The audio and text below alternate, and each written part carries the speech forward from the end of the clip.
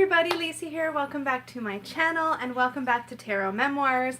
This week we are looking at the Hanged Man. So this is actually a card I've actually had some trouble with this card in the past, I have to admit. So working with studying the meaning of this card and then applying it to my own life was actually a really helpful exercise for me this week. It still feels somewhat ambiguous to me at times. I'm curious if you have cards like that just feel sort of ambiguous. Is this one of yours? If not, let me know which one is. I'm curious about your comments, so leave it down below. Also, comments help channels. So just as an FYI, the reason everybody's always asking you to leave comments is because it's actually super helpful. So if you have something relevant to say, don't be shy. Definitely leave your thoughts down below. If you're enjoying this series, remember to like on the little thumbs up-y thing. And if you want to be notified when I go live or when I have new videos up, click the little bell thing. YouTube sort of hasn't been awesome about notifying, but it's still better than nothing, so it definitely does help. And of course, if you're not already subscribed, please subscribe. With that said, let's get right into it. So in Tarot Memoirs, I like to share my sort of some definitions that I've pulled out of my very favorite tarot books. So I work with, or have been working with through this series, Rachel Pollack's 78 Degrees of Wisdom, Benabelle Wen's Holistic Tarot, and Melissa Sanova's Kitchen Table Tarot. So what I like to do is go into the definitions first, sort of share some passages that I've highlighted in each of the books that sort of brought the meaning into clarity for me personally, and that I hope will be helpful to you as well. And then I'll show some samples of that particular card from a bunch of my decks, and then I will share some stories. So let's just jump right into 78 Degrees of Wisdom. So I actually found, as I have been throughout this series, that this book brings some really interesting information to light. And one thing that I think that this particular book, 78 Degrees of Wisdom, does really well is it gives you a ton of sort of symbology information for each of the cards. So there's quite a lot here, and I really enjoyed reading the section on the Hanged Man. Like there's probably 1, 2, 3, there's like 4 pages. So I will try to get right into it and we'll just go from there. So I'll try to remember to hold up the card because that's helpful.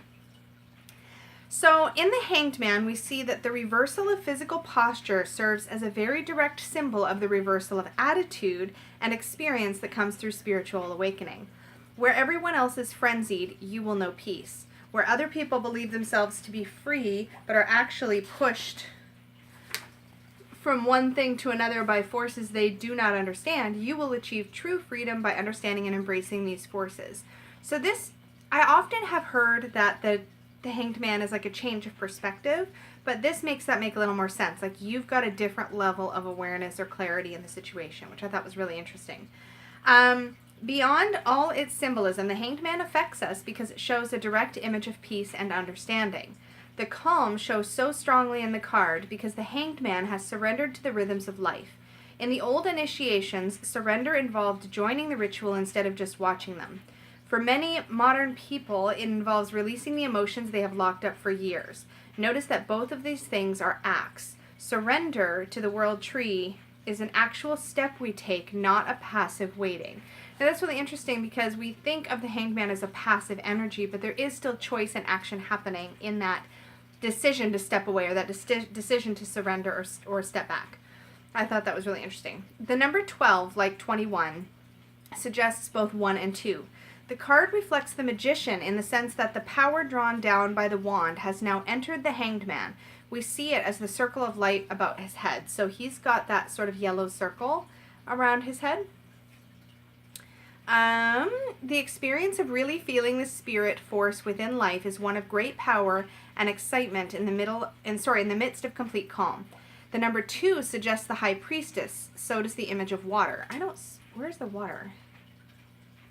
Does it actually say water? So does the image of water. Dude, there is no water in this card. Where is there water in this card?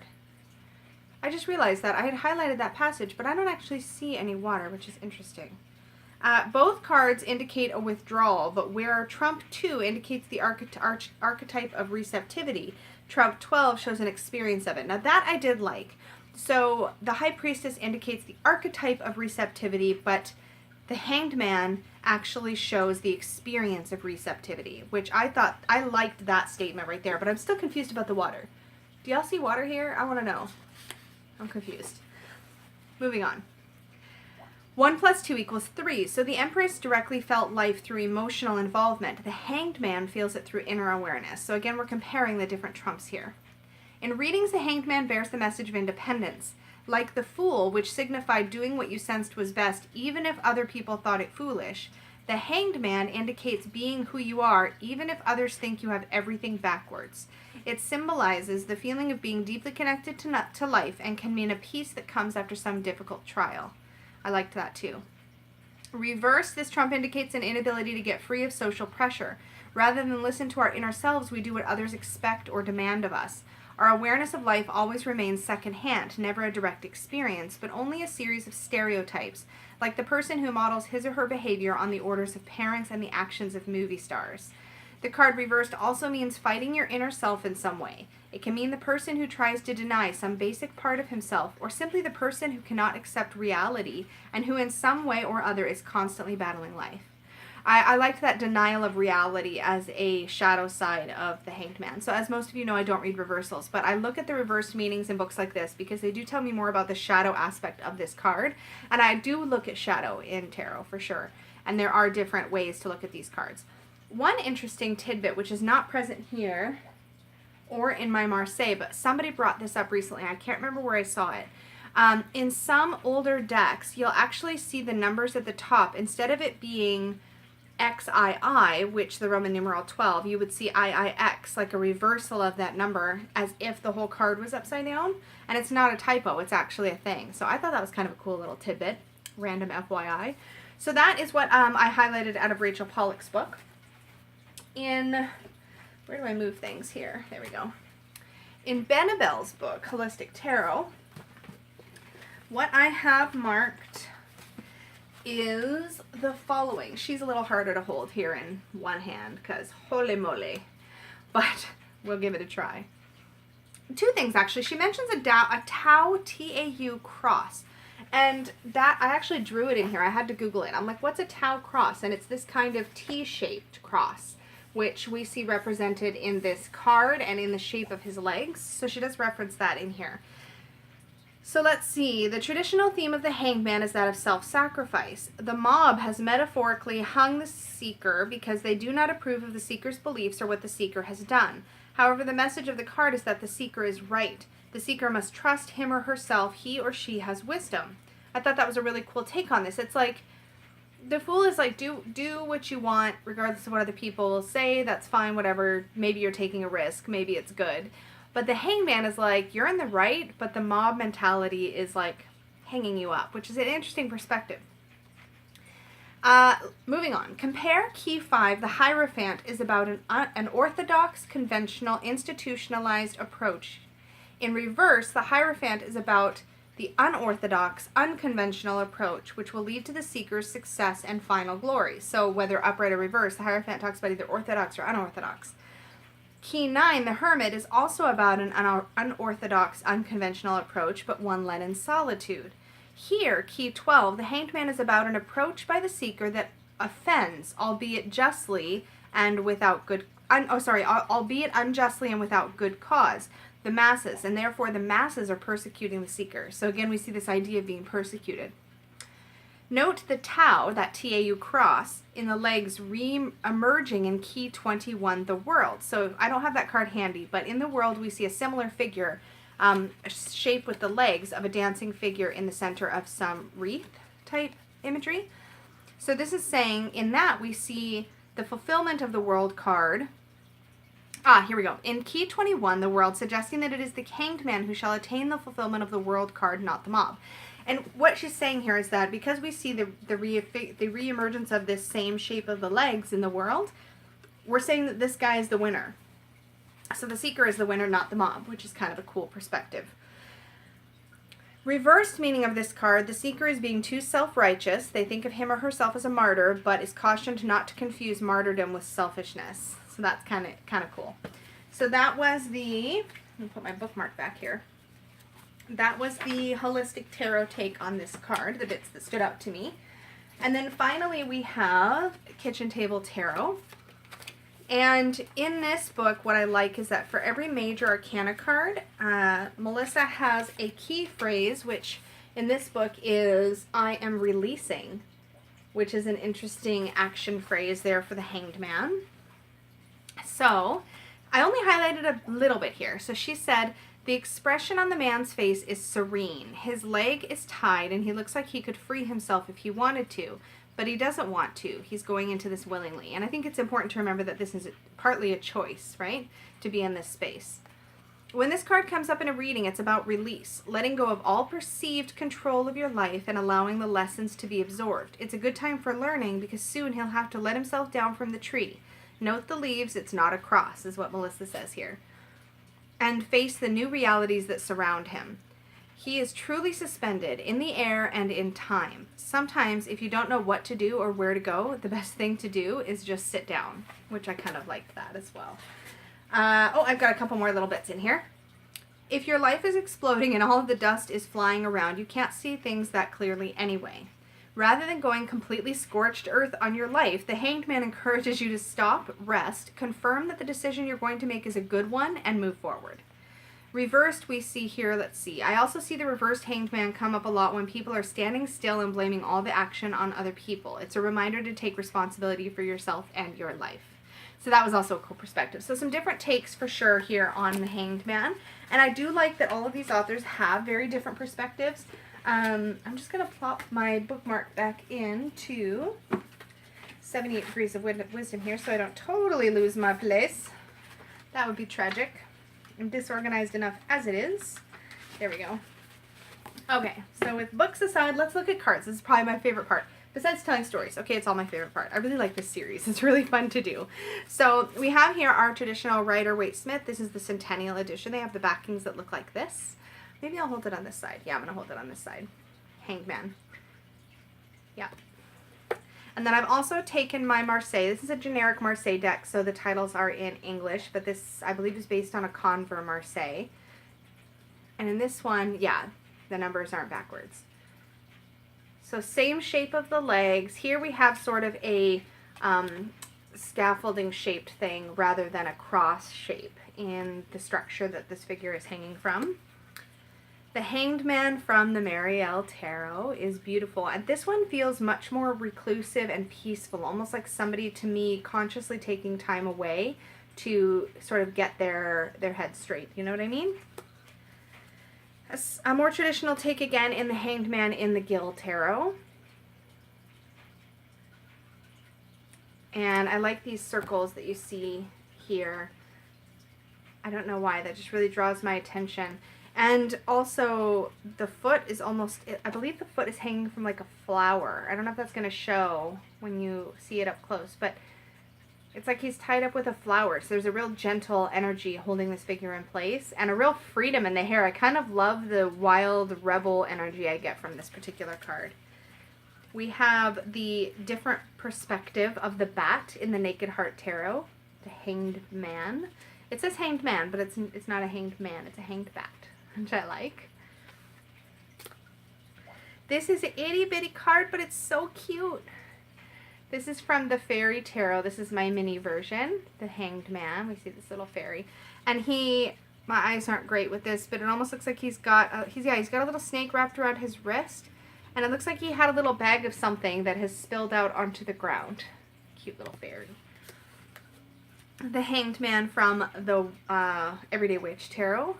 And in this one we have, there's some bindings and some locks, but he's literally holding the key in his hands. So I'm going to zoom it way in, so you can zoom it in. I'm just holding it closer, but yeah. So he can leave any time, and he's hanging from a broom suspended between tree branches.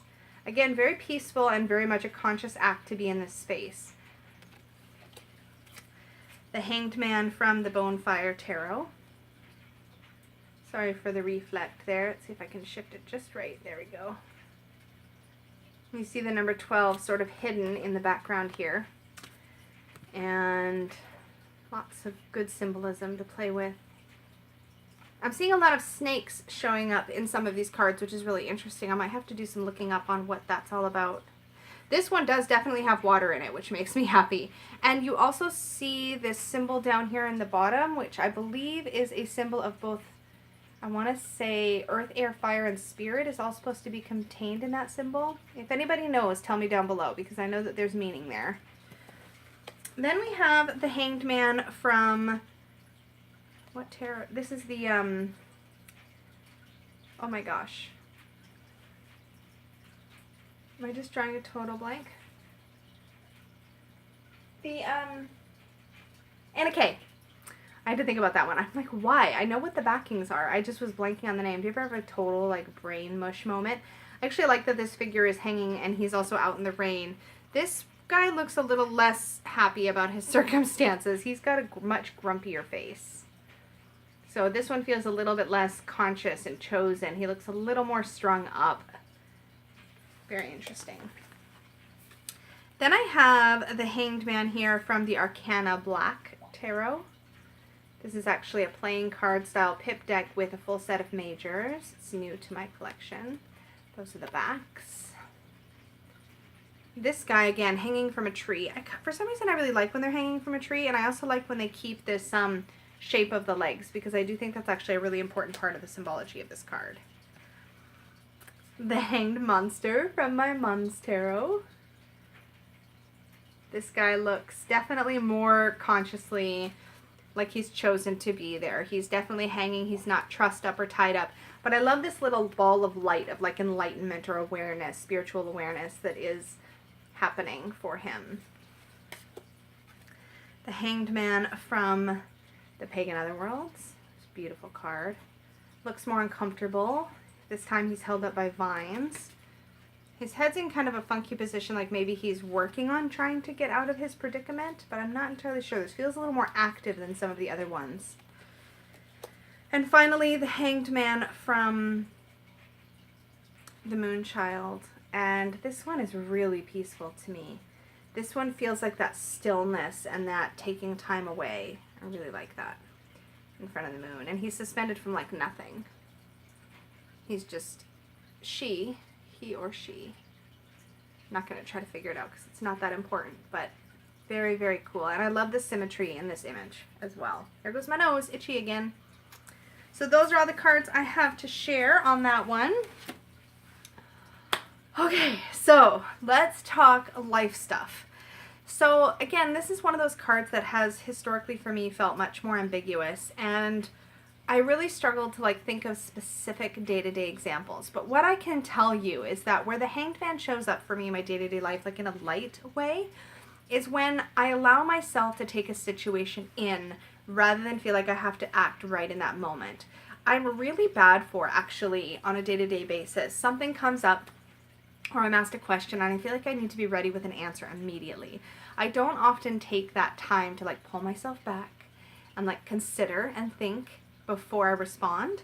And to me, the Hanged Man day to day are those moments when you do that well, when you, at least for me, when I take that time to take in what I just heard, think about it, and then decide what the next moment is going to be, whether I'm going to respond in some way, whether I'm going to act in some way.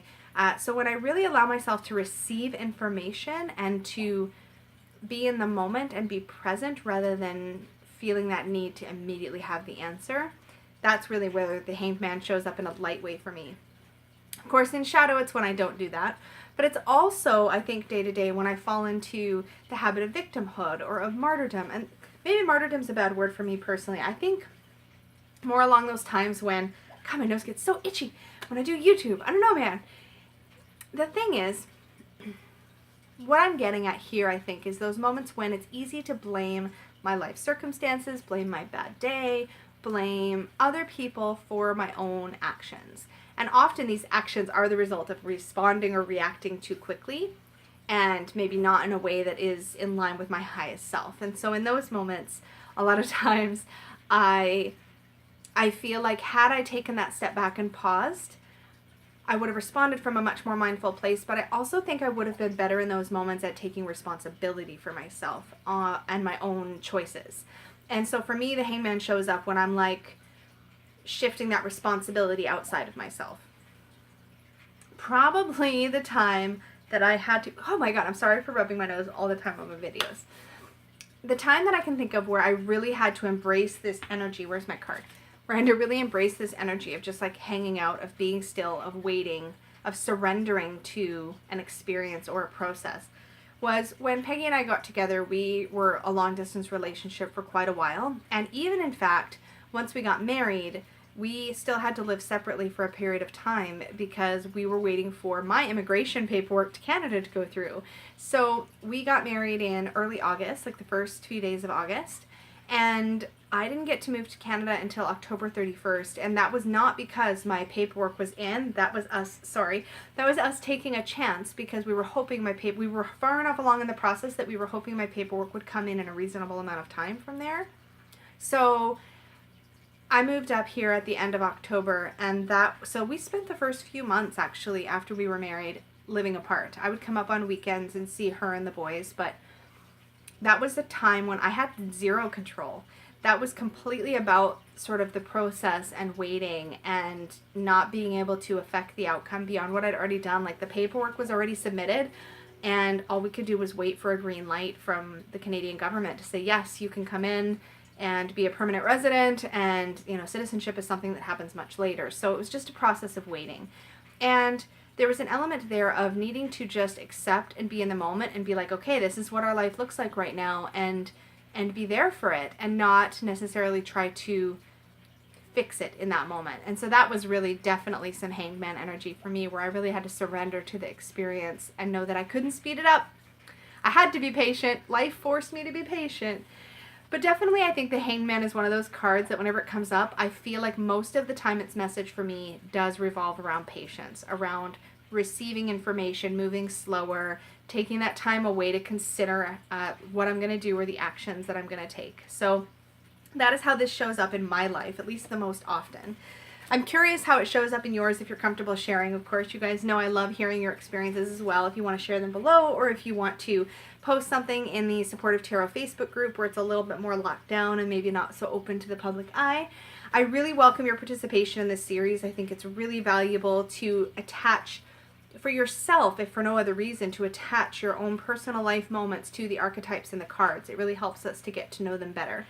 But I also like to share at the end of each one of these videos a few journal prompts in case you want to explore this privately and you want to do a little bit of writing. So these journal prompts, as always, are coming from the book Journaling the Tarot, A Little Book of Big Questions by Andy Matzner.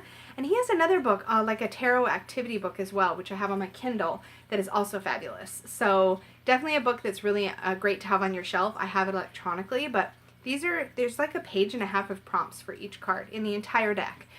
So I like to pick about 5 for each video. So these are the ones I'm sharing with you today. Number 1, how are you making sure you have enough time in your day to pause and reflect? Number 2, what do you need to surrender to and why? Number 3, what don't you see and what will allow you to see it? Number 4, about what do you need to be more patient? And number 5, where can you give up control? Why might that be a good idea? So some things to think about and consider with this week's episode of Tarot Memoirs. I'm really looking forward to seeing you again next week when we tackle death. That should be fun. All right, I will talk to you all again later. Have a great day. Bye-bye.